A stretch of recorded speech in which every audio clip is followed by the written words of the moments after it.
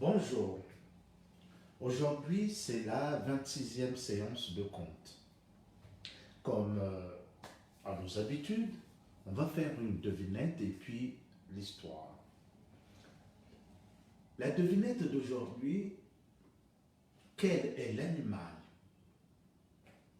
le plus malheureux de tous les animaux de la terre? Cet animal l'est parce que sa femme l'est. Voilà. Le titre de l'histoire d'aujourd'hui, c'est Gardons. Gardons comme le poisson. Cric, ric-rac. Eh bien, l'histoire commence que personne ne parle. Il était une fois, dans un royaume qui n'existe plus, vivait un roi. Ce roi, il était cruel. Son peuple s'en plaignait. Lui, il disait, je suis le roi, vous devez vous s'y conformer à ce que je dis vous dire. Mais ce qui était très étrange avec ce roi, il avait une femme qui était pieuse. Tout le monde aimait la femme du roi. Elle faisait l'aumône à tout le monde. Elle écoutait les pauvres, ce que ne faisait pas le roi. Mais il y avait une seule chose que le roi aimait, la chasse. La chasse était son dada. Oui.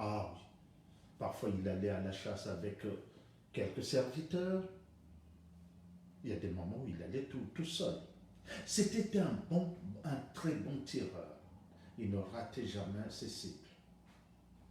Un matin, il décide d'aller à la chasse. Il prend son arc, ses flèches, son cheval, le voilà parti. Il arrive dans la forêt. Que voit-il? Une biche. Eh bien ce soir, il y aura un festin. Il prend son arc, sa flèche, il tire. Pour la première fois, il rate. Il rate sa cible. La biche s'enfuit.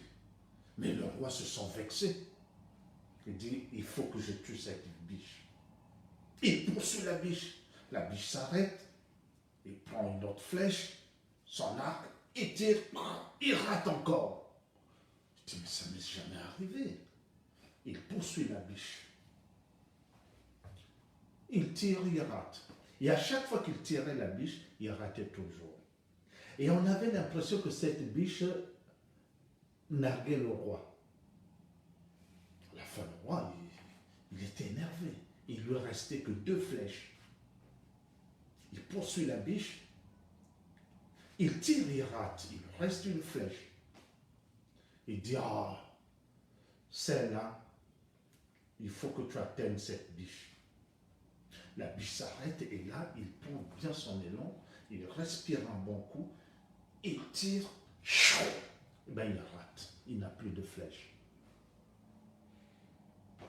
Il dit, qu'est-ce que je peux faire? C'est de rentrer. C'est sûr que les gens vont se moquer de moi. Ils diront, d'habitude, le roi, quand il revient, il a toujours du gibier et là, il n'a rien. Mais il y a une chose plus importante. Il s'est perdu. Et la nuit commence à tomber. Le roi ne retrouve plus son chemin. Il ne sait plus quel est le chemin. Il a tellement poursuivi cette biche, il n'a pas fait des repères pour rentrer chez lui. C'est la nuit noire. Il est sur son cheval. Heureusement, il voit de la lumière. Il s'approche.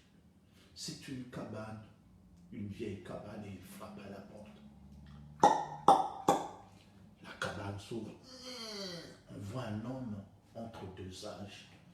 Il est là. Oui. Seigneur. Vous me connaissez? Qui ne vous connaît pas? Vous êtes le roi de ce pays. Est-ce que vous pourriez m'indiquer le chemin pour rentrer chez moi? Seigneur, mieux vaut dormir ici. Je peux vous indiquer le chemin, mais sachez que sur le chemin, il y a des brigands. Vous ne pourrez pas vous protéger, ils vous tueront. Alors on se dit, et vous ne pourriez pas m'accompagner. Il dit, Seigneur, je ne pourrai pas. J'ai ma femme, elle va accoucher cette nuit, je ne pourrai pas l'abandonner. Ce que je vous propose, Seigneur, c'est de dormir ici. Mais vous ne pourriez pas dormir dans la maison car nous n'avons qu'une seule pièce. Je vous propose de dormir dans le grenier. Oh, dans le grenier. Oh, ne vous en faites pas, il n'y a pas de souris, il n'y a pas de rat. Je vais bien installer de la paille pour que vous ne puissiez pas souffrir. Ça ne sera pas votre lit royal, mais au moins vous pourriez y passer la nuit. Le roi accepte. Mais il demande à cet homme, mais qui es-tu? Il dit, ah, moi je ne suis que le charbonnier. Je viens souvent livrer du charbon dans votre château. Ah, d'accord. Bon, range-moi le grenier pour que je puisse dormir. Je suis tellement fatigué. Le pauvre charbonnier monte, il range le grenier. Puis après, le roi monte. Le charbonnier rentre dans sa maison.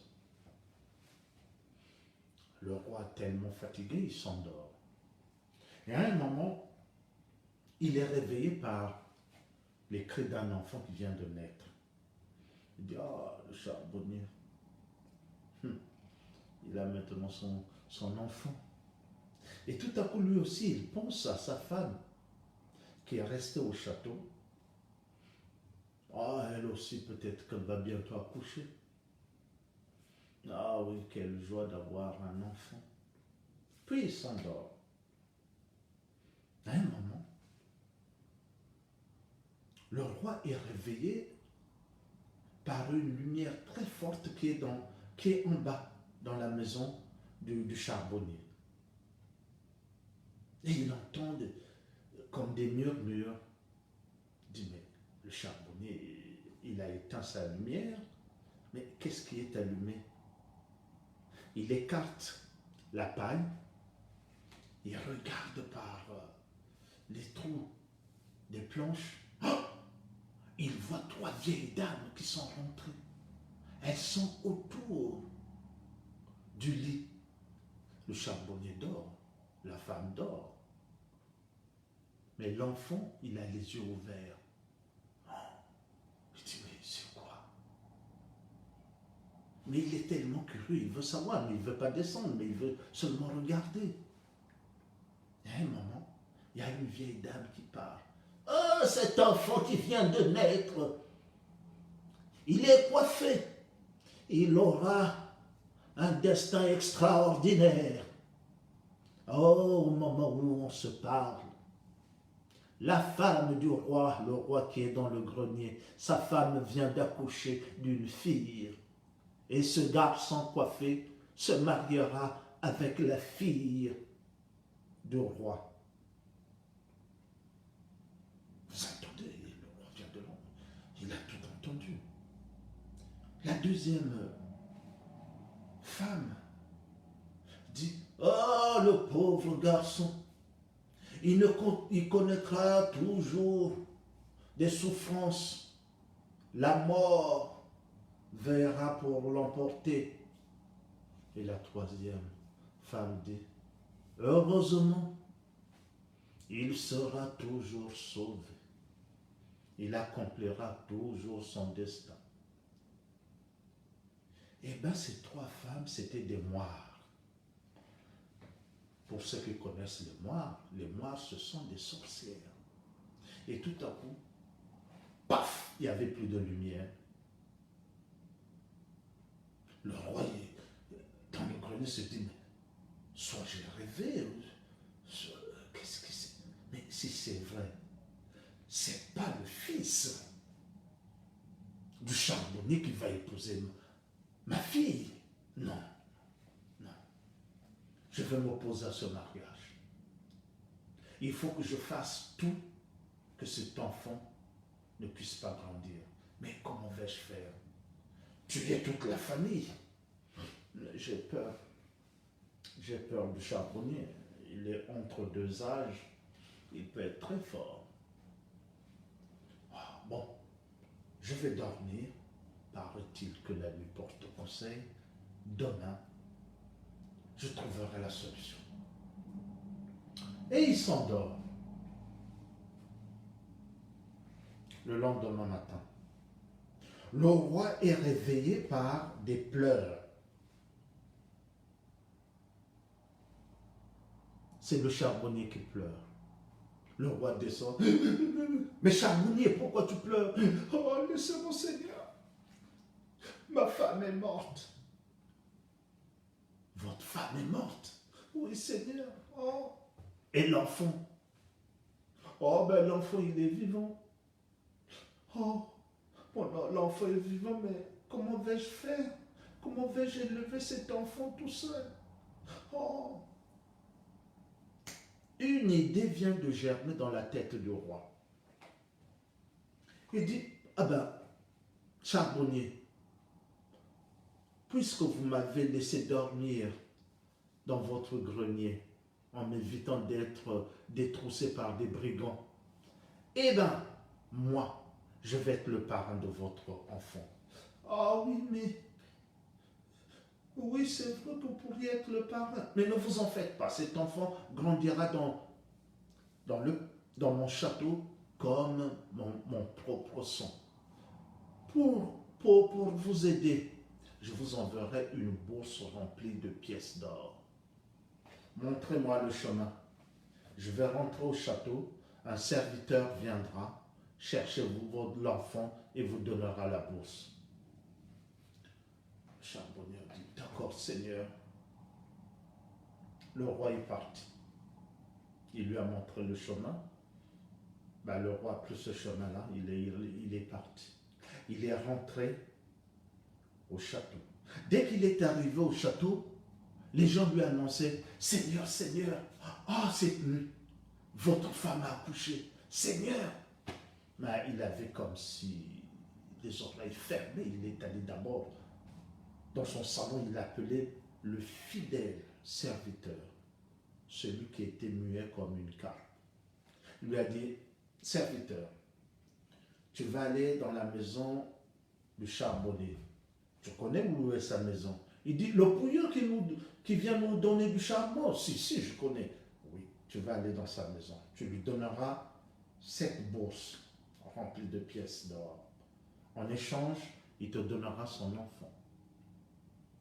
Tu prendras cet enfant et quand tu arriveras sur le pont, jette l'enfant dans la rivière. C'est tout ce que je te demande. Voilà ta bourse à toi. Le serviteur a pris sa bourse, il est allé chercher le cheval et il est allé dans la maison du charbonnier. Il a donné la bourse du charbonnier. Le charbonnier lui a donné l'enfant, mais le charbonnier avait mis l'enfant dans un panier. Le serviteur a pris le panier et là, il est reparti. Et quand il est arrivé au pont, il a exécuté ce que le roi lui avait dit. Il a jeté le panier dans l'eau. Le panier a été entraîné par le courant et lui, il est rentré. Il est allé rendre compte au roi. Il a dit, j'ai fait ce que vous m'avez dit, j'ai jeté l'enfant dans la rivière. Le roi a dit, merci. Maintenant, le roi était sûr que cet enfant allait mourir noyé. Puisque sa fille venait de naître, effectivement, le roi a changé. Il aimait sa fille. Oh, il donnait tout à sa fille. Cette fille était heureuse d'être aimée par son père, sa mère, par tout le monde. On disait que c'est elle qui faisait l'union du peuple et du roi. Mais intéressons-nous aussi à ce panier. Le panier dans l'eau, à un moment, il y a bien de l'eau qui rentre dans le panier pour qu'il aille au fond. Mais on ne sait pas par quel mystère des poissons ont en quelque sorte porté ce panier sur leur dos. Ce panier est arrivé devant le grand moulin. Le meunier, il est en train de pêcher. Et tout à coup, il voit ce panier, ce panier entraîné par des poissons. Il dit, mais qu'est-ce que c'est? Il tire le panier, il attrape quelques poissons, mais à l'intérieur, il voit un enfant.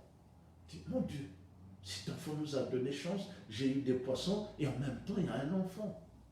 Ah, il commence à être vieux. Il va voir sa femme et dit, ma femme, tu ne vas pas me croire. J'étais en train de pêcher, j'ai vu un panier porté par des poissons. Et quand j'ai tiré ce panier, j'ai eu des poissons, mais dans le panier, il y avait un enfant, le voilà. Sa femme a dit, oh, remercions Dieu. J'ai toujours fait une prière pour que Dieu puisse nous accorder avant de mourir un enfant. Eh bien, il est là. Ah, il est là. Le meunier va dire, ben, cet enfant s'appellera Gardon, parce que ce sont les poissons qui l'ont emmené. Donc, gardons comme le poisson. Et ils vont élever cet enfant. Le temps passe, le temps passe. Le temps passe. Et voilà que le roi décide d'aller visiter les villages de fin fond de son royaume. Il demande à quelques soldats, serviteurs, les voilà partis. Lui, dans son carrosse, il est dedans. À un moment, il y a un serviteur vient le voir et dit, Seigneur, nous allons nous arrêter près du moulin pour donner de l'eau aux chevaux. Le roi dit, d'accord. Il s'arrête, le roi sort du carrosse, il veut un peu dégourdir ses jambes. Il connaissait le meunier. Le meunier arrive. Oh, mon Seigneur. Ah, meunier. Alors, ça va? Ah oui, ça va. Et là, le roi remarque un jeune garçon qui est en train de porter des sacs de farine. Oh, meunier. Tu te plaignais que tu n'avais pas d'enfant, mais là, tu as un enfant. Il dit, un enfant, Gardon. Ben oui, c'est un enfant. Oui et non. Le roi il trouve ça étrange, mais comment tu peux me dire oui et non? Oui, c'est notre enfant. Nous l'avons élevé, il est avec nous. Mais non, c'est pas. Cet enfant, on ne l'a pas conçu. Cet enfant, il y a quelques années, il y avait un panier dans l'eau et cet enfant était dans ce panier. Ce panier ne s'enfonçait pas dans l'eau parce qu'il y avait des poissons qui le portaient sur leur dos. Alors j'ai pris ce panier et on a trouvé cet enfant, il est devenu le nôtre. C'est pourquoi je vous ai dit oui et non. On va dire, ah bon. Mais quand il regarde l'enfant, il voit que cet enfant est coiffé. Il se rappelle quand il était dans le grenier. Les moires avaient dit, cet enfant qui est né coiffé aura un destin extraordinaire et il va se marier avec la fille du roi. Et bien le roi est convaincu que cet enfant c'est celui-là. Il n'était pas mort. Alors il se met à réfléchir. Comment tuer cet enfant? Ah, il a trouvé une idée. Meunier, oui, Seigneur. Est-ce que votre enfant peut aller apporter un pli à ma femme? j'ai oublié quelque chose de vraiment d'important. Écrivez-le, il apportera. Le roi écrit. Chère épouse, ce garçon qui apportera la lettre doit être exécuté à l'immédiat, avant mon retour. Signez le roi. Et il met la lettre dans une enveloppe, il ferme l'enveloppe et on donne au jeune garçon. Le jeune garçon il va s'habiller. Pour aller au château, il faut quand même être propre, il s'habille. Il prend l'âne du menu et il s'en va. Lui, il n'a jamais été au château. Mais il sait que l'âne connaît le chemin. Et il fait confiance à l'âne. Il est monté sur l'âne, le roi s'en va avec sa suite, et le jeune homme, lui, il va au château. Voilà sur son âne. Mais l'âne, ce n'est qu'un animal. À un moment, l'âne, puisqu'on dit qu'il est parfois têtu, ben, il prend notre chemin. Ah, lui, gardons, il n'a jamais été au château, donc il ne sait pas le bon chemin. Et le soleil aussi fait son trajet. À un moment, ben, il fait nuit. Et Gardon se retrouve perdu dans la forêt. Heureusement, il voit de la lumière. C'est une cabane. Il s'approche, il frappe à la porte. La porte s'ouvre, une vieille dame ouvre. Oui, qu'est-ce que tu veux, mon fils? Ah, grand-mère, je me suis perdu dans la forêt. Je dois aller au château, donner cette lettre à la femme du roi. Mais je me suis perdu.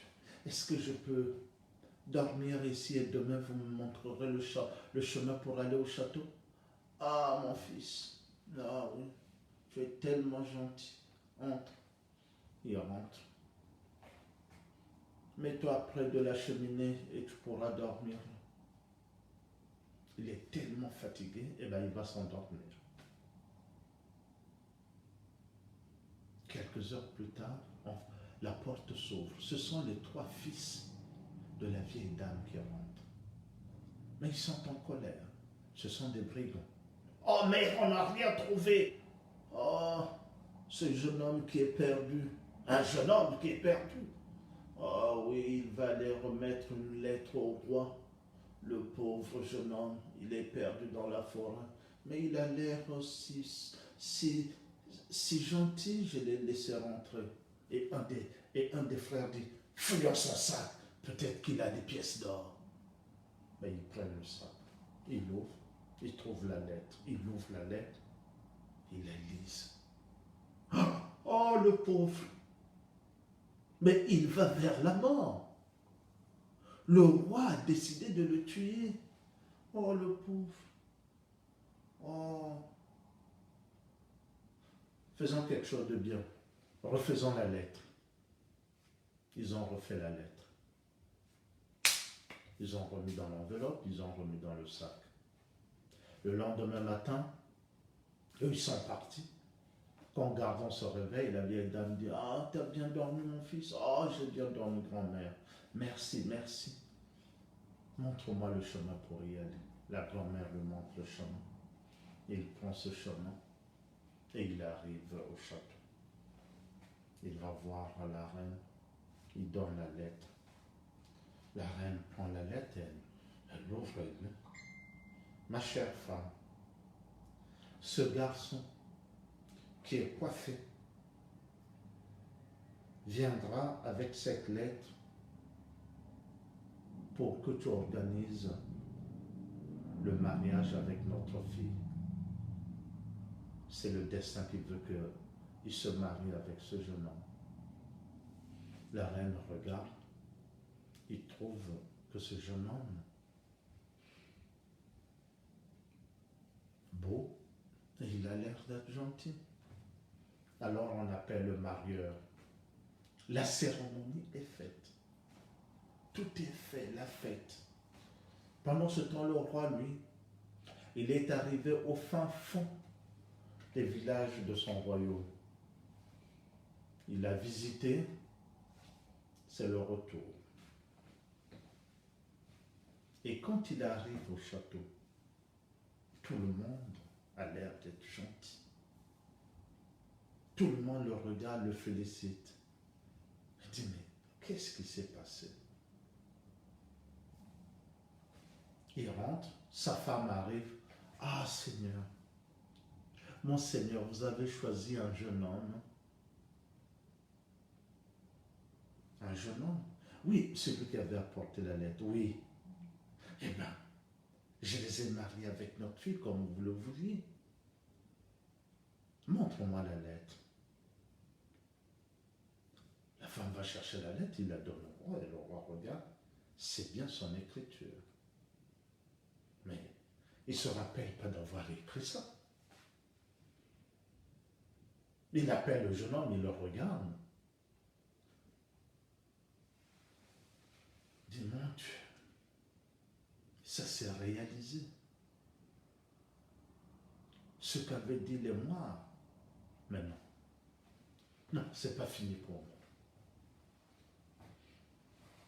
Et quand ils restent tous les deux, le roi et le jeune homme, là le roi va dire, jeune homme, j'étais pas là quand on a fait le mariage, mais moi je vais te demander une épreuve. Si tu réussis cette épreuve, eh bien tu seras vraiment marié avec ma fille. Et à ma mort, tu seras le roi. Le jeune homme dit, Seigneur, donnez-moi l'épreuve, parce que votre fille, je l'aime sincèrement. Même si je ne deviens pas roi, que je garde le mariage avec votre fille, cela me suffit. Le roi va dire, ce que je te demande, jeune homme, c'est d'aller me chercher les 3 cheveux d'or de l'homme qui sait tout. Il habite au couchant du soleil. Le jeune homme dit, si cet homme existe, je vous apporterai ces 3 cheveux d'or. Il a pris le cheval, il a embrassé sa femme en disant, je reviens car j'ai une épreuve à faire. Et il est parti. Le roi savait que l'homme qui sait tout, c'était une légende.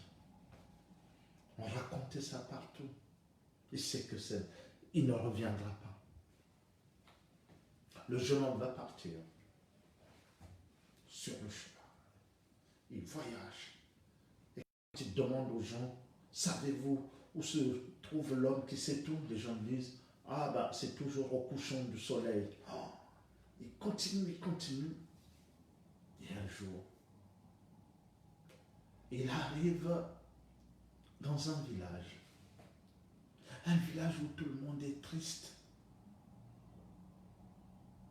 Ça l'étonne que tout le village soit triste. Il demande à un homme qui était là, s'il vous plaît, pourquoi vous êtes triste? Ah, jeune homme, nous sommes tristes. On avait un arbre. L'arbre qui est au milieu du village. Cet arbre, c'est un pommier. Il nous donnait des pommes. Mais ces pommes étaient extraordinaires. Quand on mangeait la pomme, on guérissait. Mais depuis 20 ans, l'arbre a séché, l'arbre ne nous donne plus rien et tout le monde est malade. Mais toi, jeune homme qui est en bonne santé, où vas-tu? Il dit, je vais aller voir l'homme qui sait tout. Ah, tu vas aller voir l'homme qui sait tout. Allez, viens voir notre roi. Ben, il va voir le roi. Le roi dit, jeune homme, tu vas aller voir l'homme qui sait tout. Est-ce que tu pourrais lui demander pourquoi notre pommier ne nous donne plus de fruits? Ah, si tu le lui demandes, à ton retour, tu seras récompensé. Il dit, ben je demanderai. Je demanderai à l'homme qui sait tout, pourquoi votre pommier ne donne plus de fruits. Ben, il continue son voyage. Il continue. Et il arrive dans un autre village. Et là aussi, les gens sont tristes. Les gens pleurent. Il dit, mais pourquoi vous pleurez? Oh, non, laisse. Il y a 20 ans de cela, la fontaine qui est au milieu du village, il nous donnait de l'eau. Mais cette eau était extraordinaire. Quand on la buvait, on était guéri. Maintenant, depuis 20 ans, on n'a plus d'eau. Alors les gens sont malades. Mais toi qui es en bonne santé, où est-ce que tu vas? Je vais aller voir l'homme qui sait tout. Tu vas aller voir l'homme qui sait tout. Viens. On va aller voir notre roi. On va voir le roi. Jeune homme, tu vas aller voir l'homme qui sait tout. Oui. Alors, est-ce que tu pourrais lui demander pourquoi notre fontaine ne nous donne plus d'eau?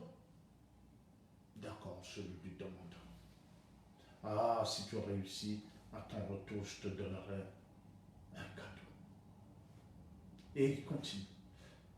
Il continue son voyage, il arrive à une rivière. Là, il y a un vieil homme qui est là. Dans sa barque, c'est le batelier. Batelier, est-ce que tu pourrais me faire traverser? Ah, oui, je vais te faire traverser. Mais où est-ce que tu vas? Oh, je vais aller voir l'homme qui sait tout. Tu vas aller voir l'homme qui sait tout. Est-ce que tu pourrais lui demander à quel moment je vais lâcher la rame? Je suis si vieux, mais je n'arrive pas à descendre de ce bateau. Fais-moi traverser, je lui poserai la question. À quel moment tu peux sortir de ton bateau? Ben, il le fait traverser. Il continue, il arrive dans des montagnes. Mais il a peur pour son cheval. Alors il attache son cheval à un arbre pour le laisser là. Et lui, il continue tout seul. Il monte.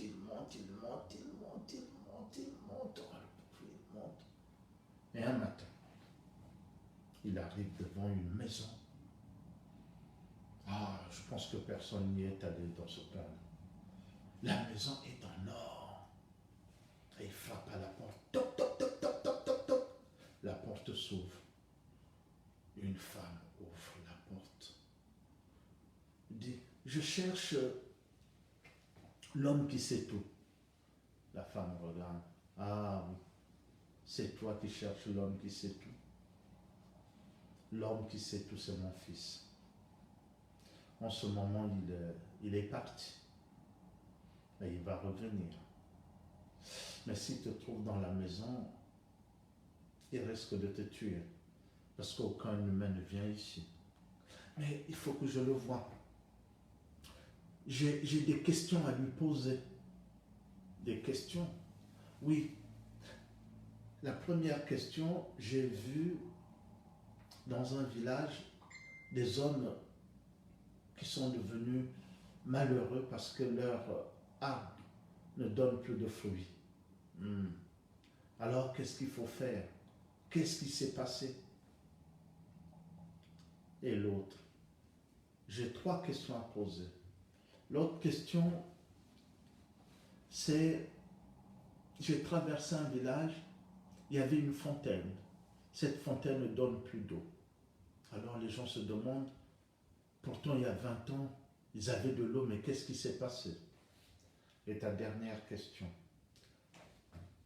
Ma dernière question, c'est, en traversant la rivière, il y a un homme. Il est là depuis des années. Mais il se demande à quel moment il peut rentrer chez lui. D'accord. Mais et toi, qu'est-ce qui t'a emmené ici? Ah, moi, ce qui m'a emmené ici, c'est d'avoir les 3 cheveux d'or de votre fils. Ah, d'accord. Voilà ce que je te propose. Je vais te transformer en fourmi. Tu te mettras sur mon épaule et tu écouteras les réponses que donnera mon fils. D'accord. Cette femme transforme le gardon en fourmi. Elle le met sur l'épaule. Le soir, on voit rentrer un géant avec une chevelure or. Il rentre. Mère, mère, je sens une odeur d'humain dans ma maison. Il y a un humain quelque part. Mère. Dis, oh mon fils, il n'y a pas d'humain. Assieds-toi. C'est l'odeur des hommes quand tu traverses leur terre qui te colle sur toi. Ah, c'est vrai. Donne-moi à manger. La mère va chercher à manger. Donne à son fils. Il est là en train de manger. La mère s'approche du fils. Elle lui caresse la tête. Son fils aime ça. Et le fils s'endort. La mère attrape un cheveu. Elle tire. Ah, mère, qu'est-ce que tu m'as fait? Mère! Oh, oh excuse-moi, mon fils. Oh, oh, j'ai fait un rêve. Quel rêve? Oh, c'est un village. Dans ce village, j'ai vu un arbre fruitier. Mais depuis 20 ans, cet arbre ne donne plus de fruits. Et ces fruits soignaient les gens. Alors les gens se posent des questions. Qu'est-ce qui s'est passé? Et là, le fils commence à rire. Ils veulent savoir ce qui s'est passé? Eh ben, descendent des idiots.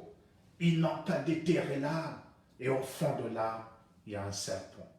Il faut tuer ce serpent, remettre l'arbre et ils auront le fruit. Oh, merci, mon. Merci. Et le fils s'endort.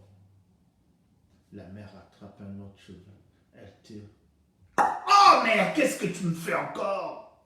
Oh, c'est un autre rêve qui m'est arrivé. Oh, mon Dieu. Mais quoi? Dis-le-moi. Oh, c'est un village. J'ai vu une fontaine qui donnait de l'eau. Les gens étaient heureux. Mais depuis 20 ans, cette fontaine ne donne plus d'eau. Alors ils ne savent pas qu'est-ce qui se passe. Ce ne sont que des idiots. Ils n'ont qu'à lever la fontaine. Il y a un gros crapaud qui tue le crapaud, qui remet leur fontaine. Ils auront encore de l'eau. Oh, merci. Mère, laisse-moi dormir. Oui, mon fils, dors. Il dort. Elle prend le 3e cheveu. Elle tire. Oh! Qu'est-ce que tu me fais encore, mon mère? Oh, oh, mon fils, encore un autre rêve. Mère, laisse-moi dormir. Je dois consoler une femme qui pleure son mari qui est parti. Alors dis-moi ton rêve. Oh, c'est un homme qui est sur un bateau. Le pauvre homme. Il est là depuis des années. Et il a envie de partir chez lui. Mais il ne sait pas comment descendre de ce bateau. Ce n'est qu'un idiot. Qu'il donne la rame à la personne qui se présentera. Et il pourra rentrer chez lui. Maintenant, mère, laisse-moi dormir. Oui, mon fils dort. Et il s'est endormi. Le lendemain matin, quand le fils s'est réveillé, il n'était qu'un enfant. Un tout petit enfant. Il est sorti par la fenêtre et il est parti en haut du ciel éclairer le monde. Puis la mère a pris la fourmi, lui a redonné sa forme humaine, dit, tu as bien entendu. Il a dit, ah, j'ai entendu. Et voilà les 3 cheveux d'or que tu voulais. Il a pris les 3 cheveux d'or, il a remercié cette femme et il est parti. Il est descendu jusqu'à là où il y avait son cheval. Il a pris son cheval, il est arrivé à la rivière. Le batelier était là, il attendait. Alors, t'as vu l'homme qui sait tout? Oui, j'ai vu l'homme qui sait tout. Alors, qu'est-ce qu'il t'a dit pour moi? Ah. Si vous étiez à côté de moi, je vous aurais demandé. Que va dire le jeune homme? Mais comme vous êtes loin, eh bien le jeune homme va dire, faites-moi d'abord traverser et je vous dirai ce que j'ai comme réponse pour vous. Le batelier l'a fait traverser et quand il est de l'autre côté, il dit, pour que vous descendiez de la barque, donnez la rame à la personne qui se présentera. Et il est parti. Il est arrivé dans le village où il y avait la fontaine. Les gens l'attendaient. Alors, le roi est venu. Alors, qu'est-ce qu'il t'a dit? L'homme qui sait tout pour nous. Creusez, enlevez la fontaine. Vous verrez qu'il y a un crapaud. Tuez ce crapaud. Et l'eau jaillira. On a creusé, on a enlevé la fontaine. On a trouvé le crapaud, on a tué le crapaud, on a enlevé, on a remis la fontaine. L'eau est apparue.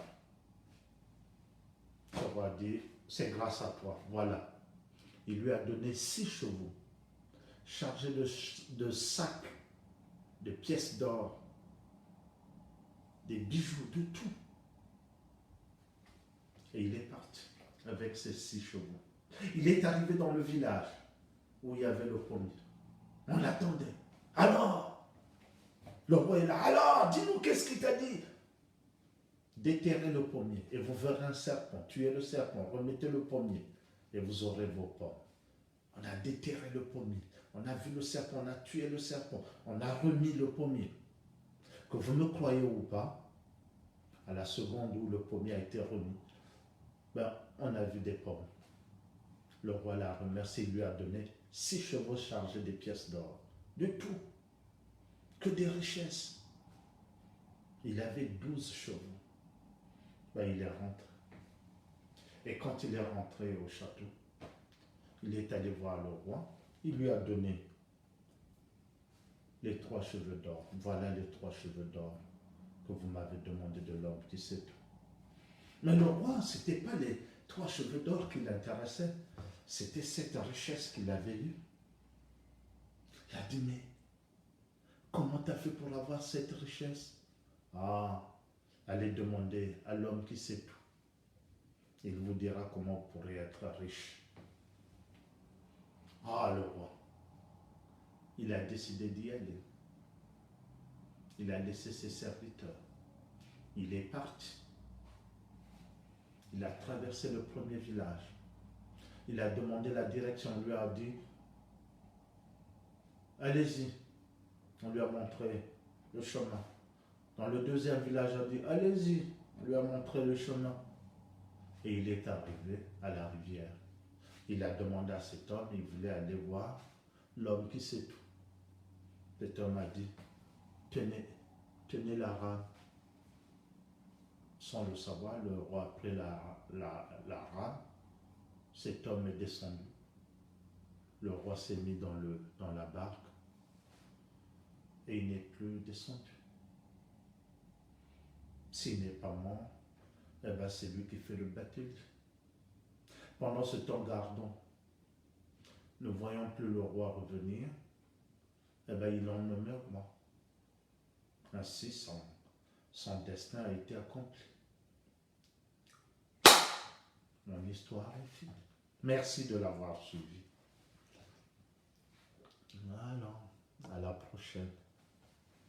Bientôt, ça c'est un aparté, bientôt, nous serons 2 à conter des histoires.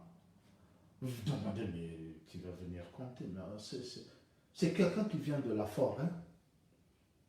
Et là, il me donnera des histoires que vous allez écouter. Mais c'est surtout pour les enfants. Donc, si vous voyez cette personne, ce personnage, avec moi, c'est que l'histoire va être l'histoire des enfants.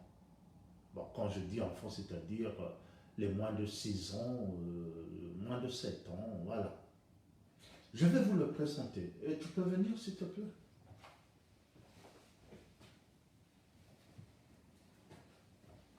Bah, il est un peu timide, hein. Bon. Oui, oui, oui, oui, n'aie pas peur. Non, voilà. C'est lui qui sera avec moi. Quand vous le voyez, c'est-à-dire que l'histoire est pour les petits. Et donc, il vous fera toujours ça. Oh, oh, les enfants, si vous le voyez, dites bonjour, monsieur le loup. Eh oui, c'est lui qui me racontera ces histoires de la forêt, des histoires d'animaux. D'accord? Eh bien, la première histoire qu'il va vous raconter, qu'il m'a raconté, que moi je vais vous raconter, c'est l'histoire, vous vous rappelez? Eh bien, l'histoire du petit bonhomme, le petit bonhomme de pain de pisse qui avait dévoré la vieille dame. Et lui, il connaît la suite. Parce que c'est lui qui lui avait mangé une partie de son ventre. Il est là. Hein? C'était toi. Oh oui. Bon, allez, à la prochaine.